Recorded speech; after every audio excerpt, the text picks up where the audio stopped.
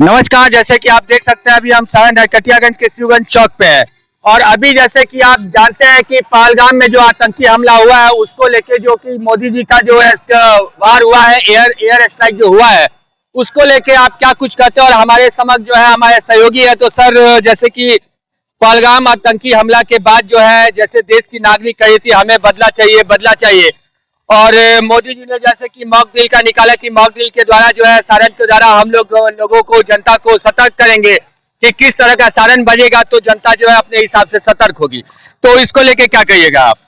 देखिए, जहां mock drill का सवाल है तो इंडिया में जो है मॉक ड्रिल का समय 7 तारीख को रखा गया था, लेकिन 7 तारीख की ही सुबह यानी कि 6 तारीख की रात में जो है कहीं ना कहीं एयर स्ट्राइक हुआ और पाकिस्तान में जो है 9 जगहों पे आतंकी ठिकानों पर एयर स्ट्राइक हुआ और उसमें कहीं ना कहीं आतंकवादियों को भारी नुकसान हुई है। और ये पाकिस्तान की आम जनता की नुकसान नहीं हुई है, वहां पे पल रहे जो है उन सांप के आस्तीनों का जो है कहीं ना कहीं जो है नुकसान हुआ है, जो कहीं ना कहीं भारत में लगातार जहर घोलने का जो है काम करते हैं। और ये न केवल भारत के लिए खतरे नहीं है, ये पूरे विश्व के लिए खतरे हैं। जैसा देखा जा रहा है कि सिर्फ उन्हीं जगहों को टारगेट किया गया है जहां आतंकवादी जो है अपना मीटिंग किया करते थे और सिर्फ उन्हीं जगहों को नष्ट किया गया है। देखिए, मैं आपको बता दूं कि भारत जो है कहीं ना कहीं पूरे विश्व को जो है विश्व गुरु के रूप में जो है भारत को लोग देखते हैं और भारत का वसुधैव कुटुंबकम की नीति पर चलता है। तो इसलिए हम आपको बता दें कि भारत जो है किसी भी जगहों पे ये नहीं चाहता कि वहां के आम नागरिकों के ऊपर कोई हमला किया जाए या वहां के जान माल को खतरा हो। भारत को जिस व्यक्ति की वजह से खतरा थी और जिसने जो है इस प्रकार की घिनौनी जो है कहीं ना कहीं हरकतें की, जो है कहीं ना कहीं नरसंहार किया, तो उन्हीं को जो है चुन करके जो है उन्हीं को टारगेट करके जो है भारत ये काम कर रहा है और इसमें इसलिए कर रहा है ताकि विश्व जो है भारत के ऊपर उंगली न उठाए। और आप देख सकते हैं कि 9 जगहों पे जो हमला हुआ है उसके बाद अभी तक कोई भी देश भारत को जिम्मेवार नहीं ठहराया है। इसका रीजन यही है कि भारत ने जो है गलत नहीं किया है, उन्होंने केवल आतंकी ठिकानों का जो है कहीं ना कहीं टारगेट किया है और उनको नेस्तनाबूद करने का काम किया। आपको बता दें कि जैसे मोहम्मद और के जो परिवार के सदस्य हैं लगभग 10 सदस्य और उनके 4 जो पर्सनली सेक्रेटरी में रहते थे, 14 लोगों की जो है मौत हो गई। और उसके बाद आपको बता दें कि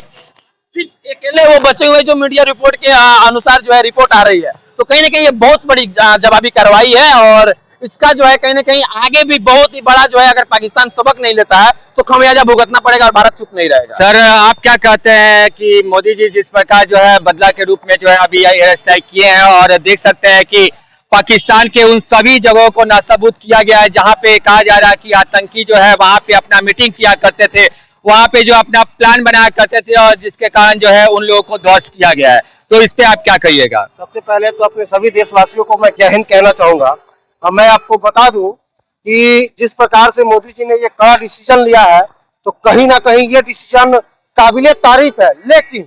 आज जिस प्रकार से पहलगाम की घटना घटी उस घटना को लेकर के पूरे हिंदुस्तानी के दिल में एक आग सी लगी हुई है कि ये 9 जगह नहीं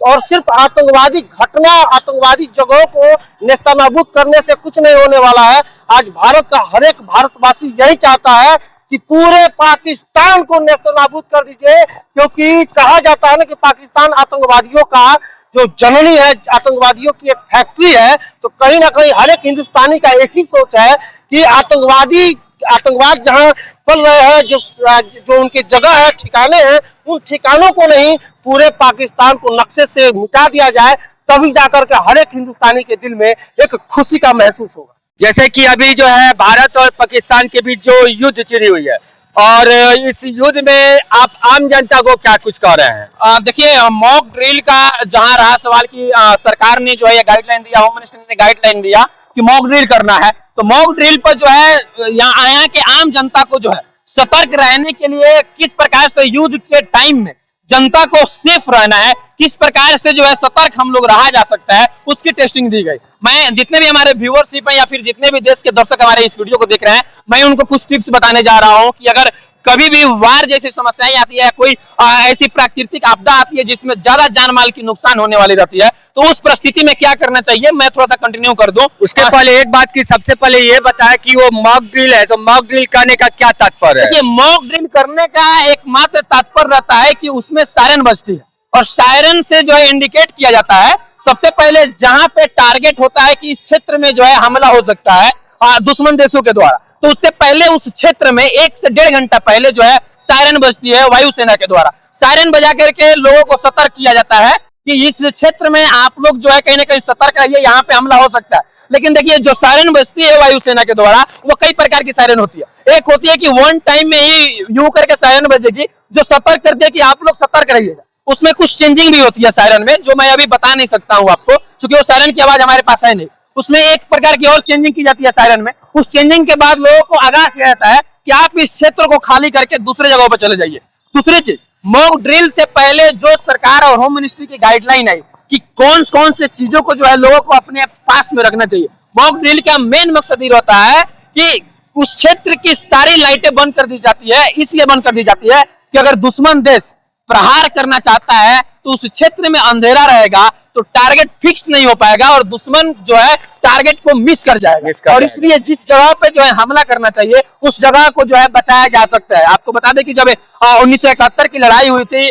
भारत और पाकिस्तान के बीच में, बांग्लादेश के बीच में, उस टाइम क्या हुआ था कि जिस प्रकार से मॉक ड्रिल से पहले किया गया था, उसके बाद ताजमहल को, जहां तक रिपोर्ट आती है कि ताजमहल जैसे सेंसिटिव जगहों को जो है हरे पर्दे से ढक दिया गया था। उसको इसलिए ढक दिया गया था ताकि दुश्मन देश उस चीज को इंडिकेट न कर पाए और उस पर जो है हमला न कर पाए। बाकी चीजें मैं बता दूं आपको कि अभी देश की जनता को, देखिए अभी वर्तमान में सिचुएशन बहुत क्रिटिकल है और कभी भी जो है पाकिस्तान बदले की भावना से बड़ी कार्रवाई कर सकता है। जैसे आपको बता दें कि आज 15 ठिकानों को, जालंधर हो गया, पंजाब के चंडीगढ़ हो गया, अमृतसर हो गया, पठानकोट हो गया, ऐसे 15 ठिकानों को पाकिस्तान ने जो है टारगेट किया था हमला करने के लिए। लेकिन रूस से खरीदी गई हमारी S-400 मिसाइल ने कहीं ना कहीं बहुत ही बड़ी जो है काम की है और उन 15 मिसाइलों को जो है नेस्तनाबूत हवा में ही कर दिया है, फ्यूज कर दिया है, जिससे जो है हमला टल गई है। लेकिन पाकिस्तान चुप नहीं बैठेगा, क्योंकि पाकिस्तान के घर में घुस करके और कहीं ना कहीं मारा गया है, तो पाकिस्तान चुप नहीं बैठेगा। इसलिए इस परिस्थिति में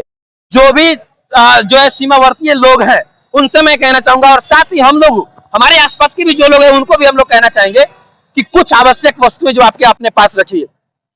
यूथ के टाइम में लाइट की सबसे बड़ी समस्या होती है, तो अगर आप हमारे वीडियो को देख रहे हैं तो आप अपने घरों में एक इमरजेंसी लाइट रखिए जो चार्जेबल नहीं हो, विदाउट चार्जेबल हो, जैसे सूरज की प्रकाश से चार्ज हो, या फिर आप उसको उसमें कुछ ईंधन डालें जो आपके घरेलू उपकरणों के माध्यम से मिल सके, जैसे मोमबत्ती हो गई या फिर घी की दिया जैसे हम लोग जलाते हैं। तो इस प्रकार की चीजों को आप व्यवस्थित करके घर में पूर्व से रखें। दूसरा चीज, हर व्यक्ति अपने घरों में फास्टेड बॉक्स रखे। अगर कट फट जाती है, किसी प्रकार की हमलाएं हो जाती है, तो अगर वैसी परिस्थिति आती है तो फास्टेड बॉक्स जो है बहुत ज्यादा कारगर साबित हो सकता है। तो आप अपने घरों में जो है फास्टेड बॉक्स रखें। तीसरी चीज कि आप अपने घरों में, पहले तो मान लीजिए अभी इंडिया में बहुत सारे घर बन गए, लेकिन अपने घर के और अपने क्षेत्र के आसपास में ऐसी जगहों को जो है चुन करके अपने ध्यान में इंगित करके रखें कि अगर ऐसी परिस्थिति आती है तो हम लोग इस चीज से बचने के लिए उस मजबूत इमारतों के नीचे जाकर के छुप जाए।